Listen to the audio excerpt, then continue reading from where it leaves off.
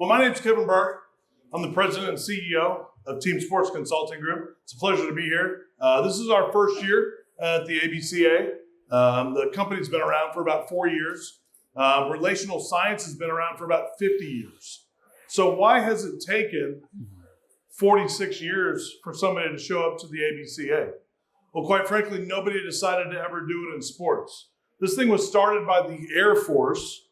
And why did the Air Force start it? Well, the Air Force wanted to know how their pilots are going to compete or be under pressure. What is sports? What is baseball? Pressure, right? Game of failure. Well, that's why relational science is now here. We brought it here, we bought the rights, and are now here to deliver that to you, to show you what it's like. We've had a lot of early success. Just want to tell you really quick. One of the first teams we worked with was ranked 207th in the country. When we first started working with them, they went to the College World Series in their first year, and the coach won National Coach of the Year. I take 100% credit for that. All right.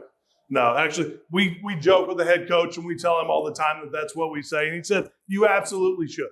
He said, you absolutely should. No, they were a great team, but they will tell you that what we taught them and what we gave to them made a big difference. In fact, the wife is the one that tells us all the time that without a doubt, that team was closer, more connected than any team that he had ever coached. And he'd been coaching for about 20 years. So we're going to share a little bit with you here today. We've got a quick little video to open this thing up. Let's see if we can get this thing rolling.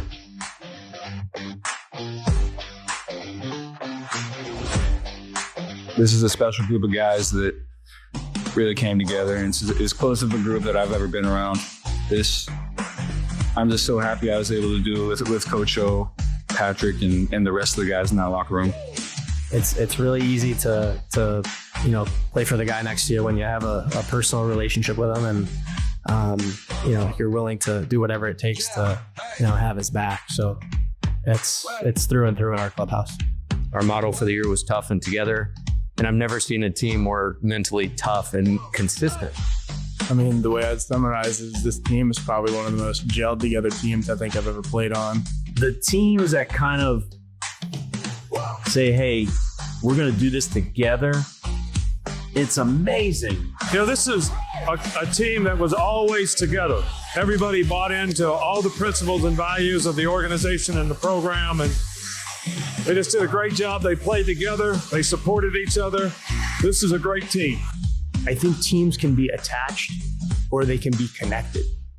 And this team was absolutely connected. The way it's connected is through the trust that the guys have developed. And you gotta love each other, because hey, that's the only way we got this far, and it's the only way that we came together. Do you know what I mean? And that's what it's all about. I mean, you gotta love each other, man. Now, with all sincerity, we've actually only worked with one of those teams. But the reason why we show that video is we want everyone to understand what were they talking about as they're standing there receiving their awards or giving their post-game speech. They're talking about trust, talking about connectiveness. They're talking about being together. They're talking about love. Those things don't just happen. They take work. And sometimes it takes 2 or 3 years. Well, what if you could achieve it in 5 minutes? What if? That's what we're here to do. We're here to show you that it is possible to start learning and be connected faster. And that's what our science proves out. And that's what we're going to show you a little bit here today. So let's talk a little bit about the reality that coaches are feeling today. What are they having to deal with? Let's be real honest. Athletes don't trust you. It's nothing you've done. It's the fact that society, let's just be honest, no one's trusting anyone. Would you? What you see on TV these days? They don't even have newspapers anymore, so I can't even use that, but the media, not trusted. Banks, not really trusted. Financial services, not trusted. Government, not trusted. Schools, some of them aren't being trusted. These players are showing up at your doorstep with an internal distrust of you that you have to overcome before you ever get started. It used to be the other way. I remember when I played, I showed up, that person was a man or a woman of authority, and I paid attention to them because of the fact that that's who I was told that that's who they were. That's not the way it works anymore. Communication isn't verbal anymore. How many times are we sitting here doing this to send out practice information or post-game, hey, you did a great job, or any of that? Most of it is happening that's not verbal. What happens when all this starts happening? Performance suffers because your culture goes down the tubes. You're not connected. You're not going to be standing there receiving awards when that's the situation. Are we done with the doom and gloom? All right. We all know that coaches in here, the word develop is something that comes naturally to you. It's something you're really good at. Some of you are really good at teaching the strength or the physical side of coaching. Faster, stronger, better, all that sort of stuff. Others are really good at the skills and mechanics side of things. Others are so full of baseball IQ, they've actually forgot more than what they're able to teach, right? So these are things that come naturally to you. These are the things that you're coaching and developing and using on a regular basis. What's missing from development? Well, we say that relational development. And what do we mean by relational development? This is the way that two people or a group of people interact or work together. How do we communicate to each other? Whoever is in charge of the leadership, how are they going to lead? What happens when that breaks down and they turn into their backup style? And the backup style is when you run out of energy, patience, or you feel the effort you're giving just isn't worth it anymore. Relational development allows you to overcome these things because you know what's happening as it's happening. If you're a coach, it takes years to be able to form that connection for you to be able to pick that up in a player or a staff member.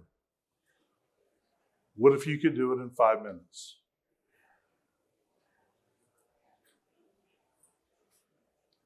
You know, strength and skill and baseball IQ, they kind of answer this simple question. Can this athlete physically and technically do the task that I'm asking them to do? That's what you're asking yourself on a regular basis. That's what you're making your decisions on. What we're here to talk about is how will this athlete receive coaching? What happens to them when pressure hits? How do they respond? And do they stay connected when it gets hard, or do they just quit? Because it's a whole lot easier to head them off before they get there, because you saw it early on. Again, what if you could do it in 5 minutes? We all know as coaches that ability does not equal performance. Does anybody have any players out there that don't play up to their ability? I know as a coach, I sure did. I coached for a long time. And I had players on a regular basis not perform up to their ability. And as a coach, it just, it gets at you because you see it in them, but you can't figure out why. Well, if you were connected and you had that connection with them and you were able to figure out early on how that works, you'd be able to do it. True performance is actually their ability with their connectiveness being able to outperform and show. When they are operating in their natural self and not in their stress self, because either you or a situation put them there, they perform at a higher level. We'll be able to show you that. We've got many stories from coaches that tell us what we've been able to show them and teach them. So I already know that there's a lot of people in the room that are really good at strength and skill and baseball IQ. And that is great. You're needed. But when you add this, when you add the multiplier, when you add relational science to it, and you fully understand your players, That's how you'll get the most performance out of them.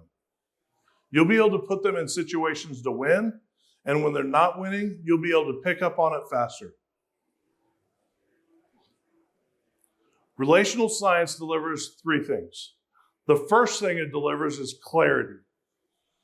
Players know what's expected because the communication is clear and delivered in the way that they need to have it delivered. Consistency. Effort and execution are congruent. These two things are working together. Confidence. A trust that shows up in the game. Who knows that a confident baseball player achieves more and performs at a higher level? Right? It's like, thanks, Kevin. Appreciate your help on that one, buddy. Right? Confidence is a big part of it. I'm getting ready to bring Travis up here to the stage. Travis is our vice president. He's going to tell you a little bit about what we do and how we do it. But I want you to watch this short little video. You guys might relate to a couple of these guys. It's a lot of, how do I reach this player? How do I get this player to buy into what we're saying? How do I get the players to play for each other, be tight with each other, and kind of develop that chemistry and the culture in the program? I think the biggest struggle in today's sports world is time. We talk about time. We talk about the weekly time that we get, the limited access we have to our players per week. It was my first year in a new program. And so I'm trying to learn all these players on the fly. We have seniors who spent 3 years in a previous system, and now we're trying to get them to buy into what we're doing. I think the biggest thing that we look at in those development tools is usable information that can happen quickly and organically. I graduated high school about 15 years ago, and so it's changed drastically. What's allowed has changed drastically, but I think what Team Sports Consulting Group has allowed us to do is, on an individual to individual basis, we are able to better keep them inside the lines for longer periods of time because we know what they need and we know how to get to them. It's extremely valuable information to have on any athlete that you recruit, how to communicate with them better, and what motivates them in the recruiting process as well. So, all right. Well, as he said, my name's Travis Davidson. I'm Vice President of Business Development for Team Sports Consulting Group. I'm going to tell you a little bit about what we actually do. Kevin told you a little bit about relational science. I'm going to tell you how we use that to help coaches across the country at every level, 1A up to SEC programs. So, and you know, we have other college programs as well. It's just, I've got a little SEC bias in me. So the RSA, what does it show you? First of all, traits. What we measure are these 4 traits foundationally. Dominance, that's going to be high dominance. You're assertive, right? You're a grab the bull by the horns type person. Low dominance, you're going to be more of a passive, collaborative. You know, somebody might say, hey, if you want to go, fast, go alone. If you want to go far, go together. That's what somebody on the lower dominance might say. Extroversion, high end, this is an operational trait. This is going to be, a bit more of our social people, right? Don't have to explain extroversion to you too much, but how we measure it is where you go to recharge your batteries. Introverts, they like to recharge their batteries alone, right? Read a book, hang out on Netflix, throw the AirPods in. Next up, we've got pace patience. So patience high, pace high. That's going to be somebody that doesn't mind a slower paced environment. They think maybe they make better decisions with a slow paced environment. Maybe they like social harmony. These are your like glue guys in the dugout, right? Those are going to be your high pace. Low pace, that's sense of urgency. We drove up from Tulsa, Oklahoma, and we're both sense of urgency guys. We wanted to keep going the whole way. Well, his wife was with, and she's high patience. We stopped for lunch, and probably could have stopped a couple other times if she had her way. But with that, low pace, it's sense of urgency. Let's go, let's go, let's go. And then next is conformity. That's the structure trait. High conformity, I value structure, right? High conformity, people say things like, if it ain't broke, don't fix it. People low on conformity, they're creative. They want to think outside the box. They say things like, more than one way to skin a cat, right? So where you fall on these determine a lot about you. So what we can do is we deliver this for every coach and every player on your staff. So you'll be able to know these things. We deliver it in a lot of different ways that I'll go over with today. First up, we've got unique trait pairs. These are the relationships of those traits to each other. Somebody that's a high extrovert but a low conformity is going to be a brainstormer, right? You don't want to put somebody that's the opposite in a room with a brainstormer because they're both going to think the other one's an idiot. So, communication styles. Every high trait is going to come with its own communication style. Whether they're super authoritative, it's going to tell you how they like to communicate, but also how they like to be communicated with. Both equally as important. Leadership styles. A lot of you are thinking to yourselves, hey, if you're the best player, I need you to be more vocal. I think that's the number one mistake coaches make, is just asking your best player to be more vocal. No, you need to have your player that's psychologically built to be your vocal leader be more vocal, and they'll come by it naturally. Next up, we've got backup styles. He mentioned it a little bit. Backup style is when you run out of patience or you determine that what you're doing is just not worth the effort anymore. And that's what the players like talking about the most, because it's usually things like dictatorial steamroller, where you just roll right over the top of somebody, right? There's avoid the conflict. There's all kinds of different ways like that we go over. And then, of course, what we're wondering is, how can you apply this information immediately? First things first, operations. Whenever we get the data to you, again, we work with a ton of coaches, so we can tell you this immediately, how to divide your locker room by psychological predispositions. We work with a university. We work with 6 sports within the university. All of their student athletes now have to go through us before they determine who they room with for that semester, because it matters. You got to keep that energy as high as you can, right? So operationally, travel assignments, the bus, the locker room, workout groups, all of that should be decided based on their psychological predispositions. Coaching decisions, immediate coaching decisions. You'll be able to see how all your players and all your other coaches show their stress. Wouldn't it be great if you could tell that a pitcher is stressed out before he starts sweating bullets and throwing it at the backstop? That'd be nice, right? So we'll be able to tell you those things. Motivators. I think we all agree that every organization, whether it's sports or otherwise, families, marriages, Fortune 500 companies, anytime an organization knows what motivates every other person in that organization, the ceiling blows off the top, right? Because, growing up, my coaches always motivated me with, oh, you got to run more. You got to go run some laps. Oh, man, you're not going to get playing time, or I'm going to yell at you, or anything like that. Like, okay, blanket motivators, it's not the best way to do it anymore. We have more information. So this is one of my favorite things that we do when we go consult these teams, because we have each kid stand up and say what their psychological motivators are to pick out. It's very, very powerful, because especially the high school coaches in here, they're not used to high schoolers being vulnerable, right? Everybody's sizing each other up. Everybody's afraid to be themselves a little bit. They're insecure as can be. Well, this helps them be a bit more self-aware and be okay with that and be okay with who they are as a person. So this is how we deliver the data. So this, first things first, is our individual RSA. This is the backbone of what we do. So you see the blue there? That is what we call the natural self. This is how God made you, was what we say.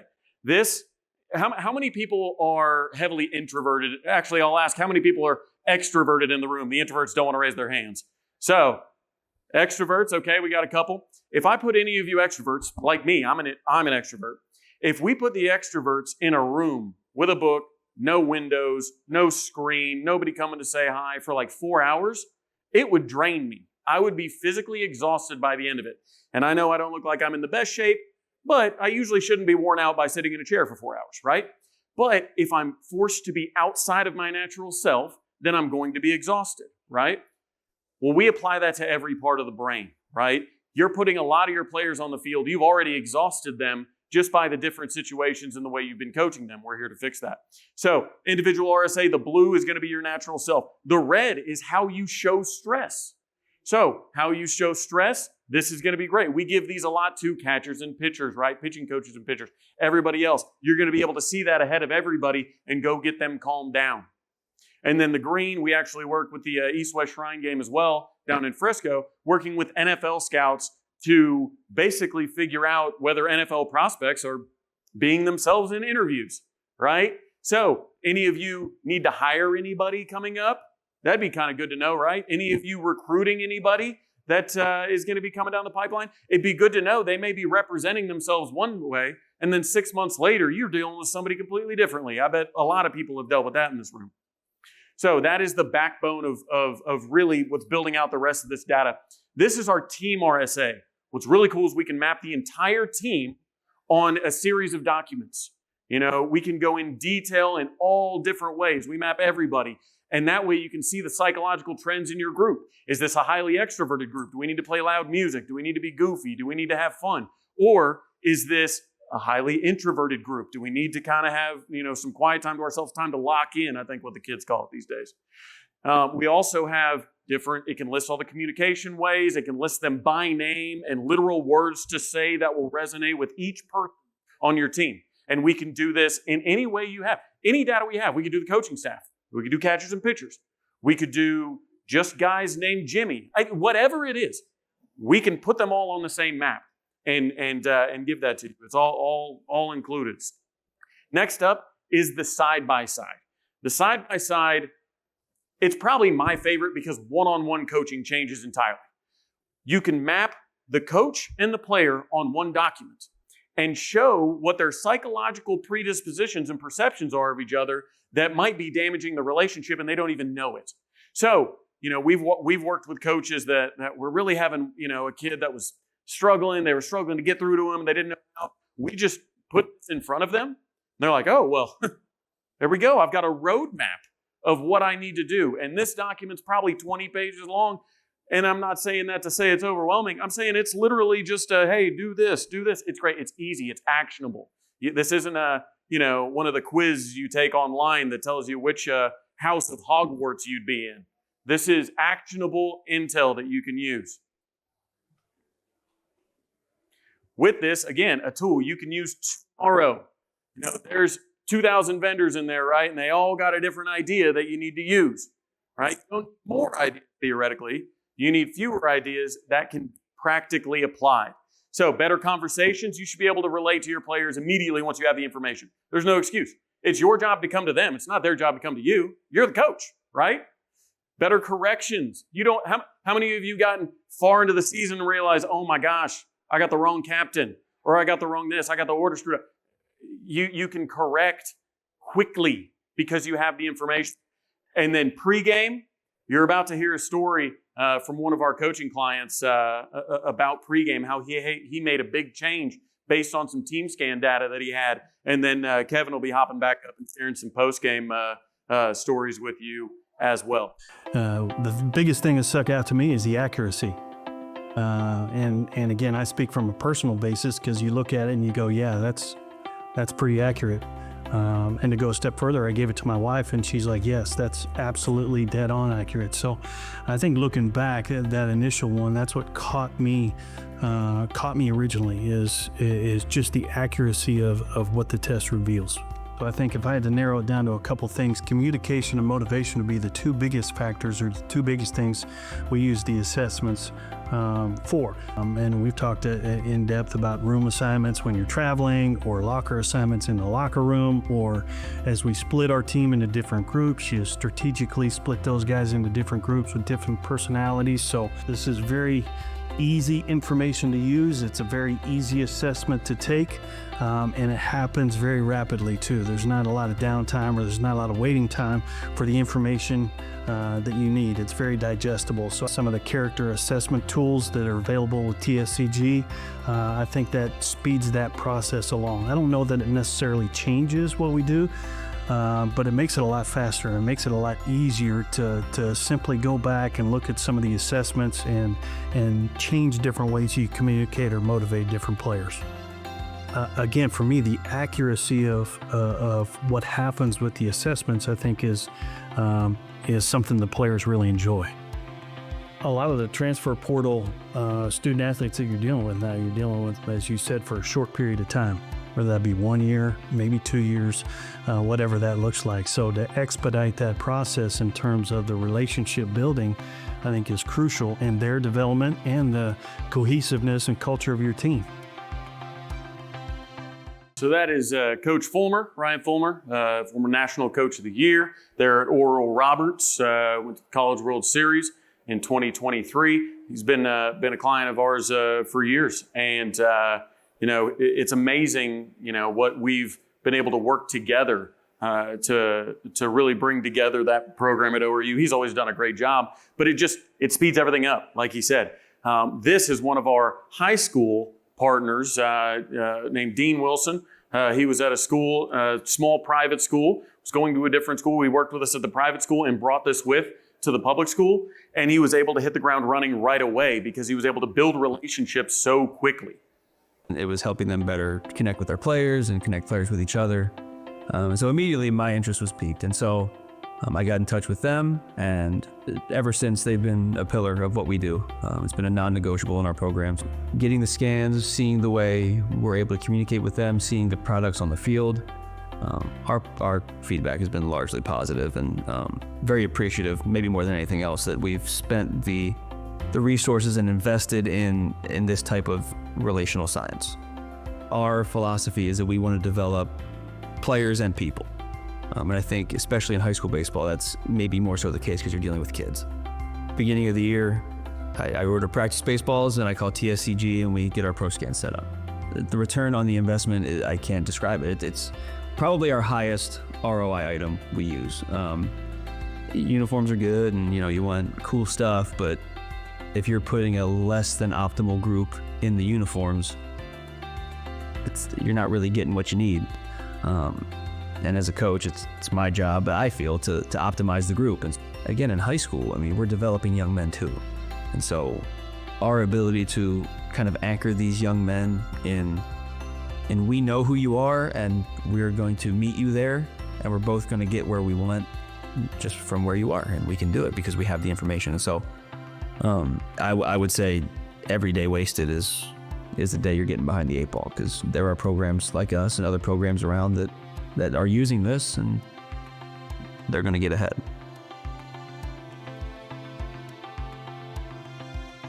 So Coach Wilson actually asked me the other day at a camp, he said, hey, can I start testing my kids twice a year? Because high schoolers, right, they could get dumped and their whole world turns upside down, right? They could get a car and all of a sudden, freedom, what's going on here? They could have downloaded DoorDash and all of a sudden unlock a whole new realm of freedom, right? So there's all kinds of changing things with high school athletes. So that's one of the things. We do this every year, and it's kind of interesting to see how the coaches change as well year over year, even guys that have been coaching a really long time. So we were on a bus trip to an away game, and the bus was really quiet. And most of the time, the initial reaction would be, oh, we're locked in, let's go. But knowing what I know that quiet is bad with an extroverted group.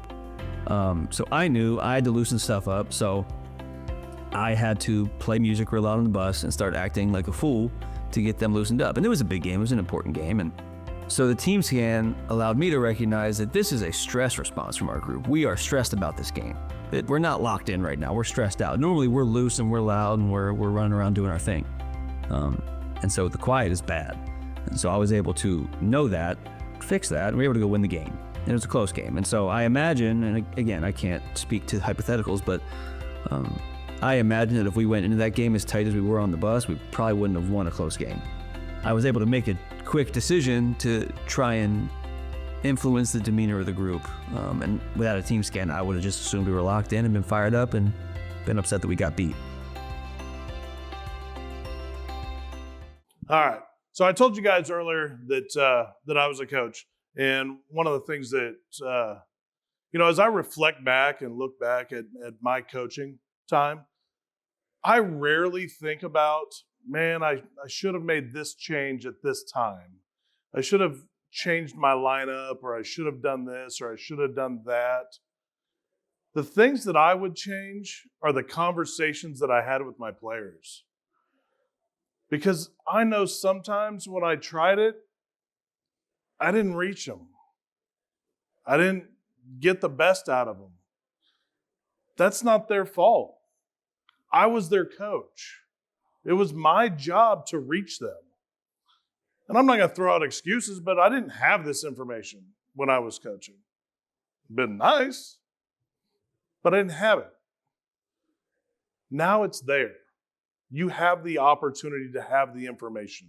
You don't have to be standing up here on stage thinking 10 years ago, man, I sure wish I would have said this to this kid at that moment. Because it does make a difference. What you say matters. Coaches matter. Some of the most influential people in my life are still my coaches. I'm pretty sure there's probably men in the audience that are sitting there going, I ended up being a coach because of this person. They reached you. And you have that opportunity to do that as well.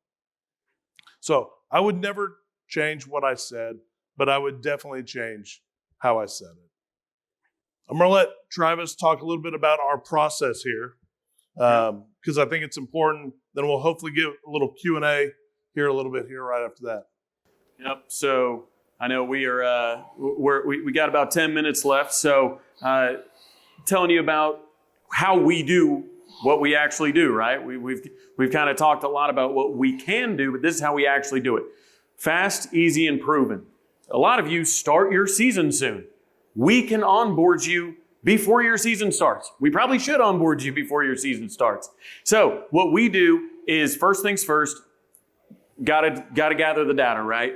But it's only a 4-minute. I know a couple people here like Joey, they've taken the scan already. It only takes 4 minutes, 5 minutes at most. So what you're able to do, because kids can't pay attention longer than 5 minutes anymore, we needed to dial that down, right?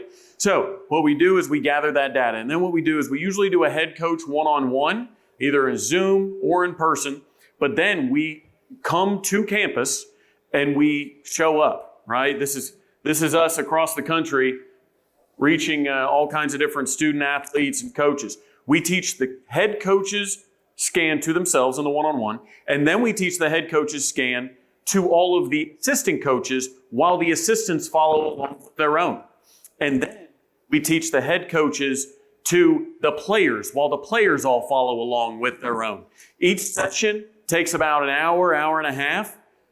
Really, the last two take an hour and a half. The head coach one-on-one, it's really, as much as you want to sit there and talk. I've had head coaching sessions that lasted 3.5 hours. So, but that's what it is. We will come to you and we can knock it out nice and quickly. So, that being said, I saw a lot of you pulling your phones out, taking notes, taking pictures, things like that. Now is the actual time to really make sure you do that. There's a QR code right here. You may be able to get it. If not, this screen is going to stay up as long as until they kick us out, really. But scan this. You'll be able to knock out that QR code, and we will have your results instantly. Again, there were people in this room that came by the booth earlier and were able to get their results right after they took it. I read it all to them. So we'll make sure this is available to you, I promise. But that being said, Q&A, what do you think? Yeah, I think so. I think we've got a microphone over here. Sweet. So is there anybody in the audience that has some questions for us? What's the youngest age you would start using this with? So if you've got a youth team, travel team that's 12 years old, would it apply to them? Because they're still going to change within the year. Like if a kid stops believing in Santa Claus in the middle of the season, that changes things. Yeah, so typically we like to do high school age, kind of freshmen being the youngest, because really of the 30 words, you want to make sure that they know all the words. I'm not trying to do the scans for their parents, right? What I don't want is like a 12-year to go home and say, hey, Dad, help me with this. And then I now know everything about the dad and the kid knows nothing about themselves. That makes sense? So we like to stick with kind of freshmen in high school being the youngest, but good question. And he still believes in Santa Claus, so. Kind of looks like Santa. Nothing wrong with that. Do you have this in multiple languages? Yes, am asking because I just picked up a bunch of kids from the Dominican that speak zero English. Absolutely. I think we do this in 29 languages? 30 now. 39 languages. 30. I don't speak all 39 languages, but I can get by on a couple. So we can help you with that. But yeah, we can deliver this data in different languages for sure. Cost. So the show special, as long as you're doing your full team, we can get this down to about $100 a person. So that's going to be coaches and players. If we're going to the ends of the earth, obviously there's some travel situation involved, but very affordable. Like I said, we work with the NFL or with the Shrine Game. work with big programs. We want to make this accessible to anybody. You know, like you said, our first client was a college team. Very easily, we could have said, we just do colleges. That's all we do. That's all we're going to sell to. But we wanted to make sure this was accessible. So we have tiered pricing, starting at the high school level and then going up. So get with us during the show. Again, it's a show special. And the way you lock in show pricing is to take your assessment. So I can look back and say, oh, took your assessment, boom, right there. And then we also offer some flexible payment options and all kinds of stuff like that. We've made it work with a lot of people. So, hey, Travis, does that include ongoing consulting throughout the season? Because are they supposed to learn all this stuff right away, or how does that work? Yeah, we don't just FedEx this to you and say, good luck. You know, you've got us throughout the season. There's a coach in Pennsylvania that calls me like once a week talking about this, that, and the other. We got to talk through things. I was just on a phone call with a coach this morning about more. You can call me anytime, text me anytime. You know, I will be there. We continue support if you need new data delivered to you in a different way, or hey man, I can't really get through to this kid, man.